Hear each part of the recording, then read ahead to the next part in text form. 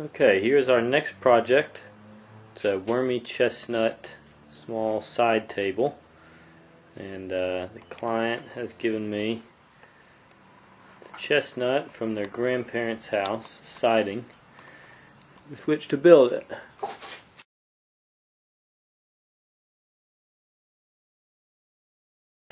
Okay, now we have all the nails removed and we've finished laying out all our cuts from the pieces that were good.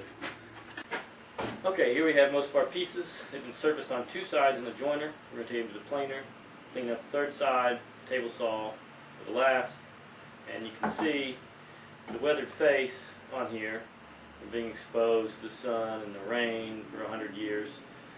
Doesn't go very deep, plane about a 1/16 off. You start to see that wood come back to life again. There we have it. Okay, the final width on the aprons are going to be 4 inches, so we'll go ahead and rip those to that width, with the exception of the front apron that's going to house the drawer. You have to leave that wide, and you'll see why soon. Okay, here's the front apron, the one that we left wide and long. It's going to house the drawer. So what we essentially want to do is we want to have a square opening in here, and we also want to use a piece that we take out of this apron to be the drawer front. So in order to do that and not have a gap all the way around the size of those curves is a multi-step process. First step, we're going to rip 2 strips off each end.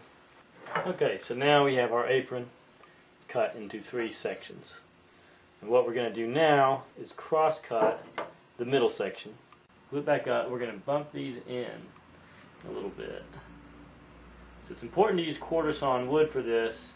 That way it's more consistent with that grain. You want to look like it was never in a saw curve right here. And now this piece we can cut to fit when we do the drawer.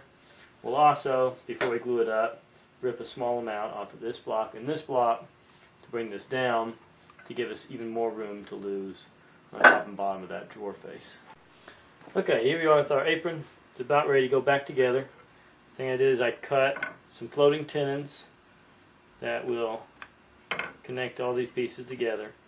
Now we sanded them flush, and you can see right here is where the 2 pieces are glued together, but because we use quarter sawn wood and they got a nice tight close joint right there, you can never tell that those are separated.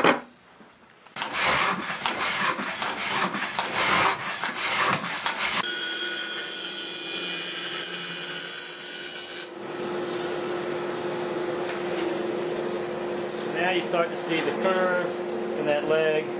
We do have this joint here from the table saw that we're going to have to smooth out using hand tools and work that until that curve is perfect.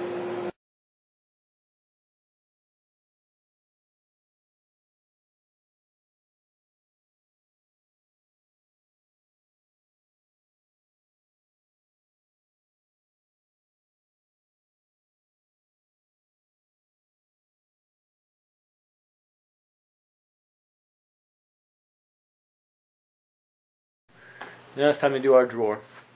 We have our piece that we cut out of here. We're going to use that for the drawer face.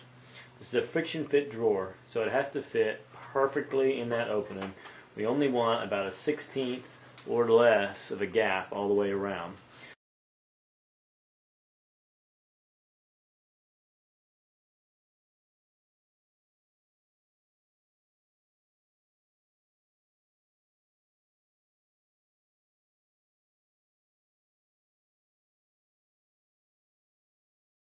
We're done preliminary fitting of it. We'll do the rest by hand.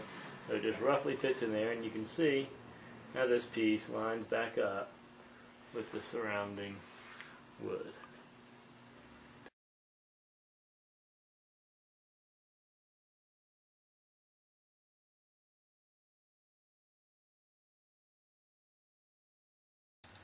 First coat of finish on the top of the table. For this we're using shellac, an amber shellac, about a 3-pound cut.